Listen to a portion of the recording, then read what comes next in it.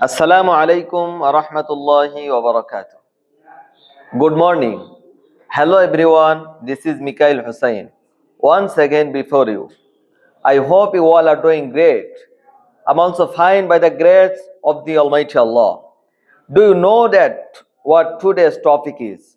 Yeah, no, I'll be talking about myself. So let's get started. My full name is Mikhail Hussain. I'm 25 years old. I'm a student of class Arabic language. My madrasa's name is Jamia Madaniya Baridhara Dhaka. I live in Sharsha Joshore with my family.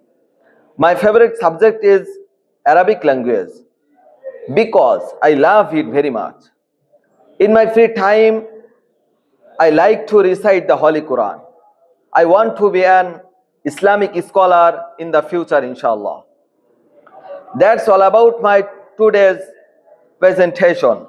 Next, I'll come up with another interesting topic. Thanks for listening to me. See you around. Wassalamu alaikum wa rahmatullahi wa barakatuh.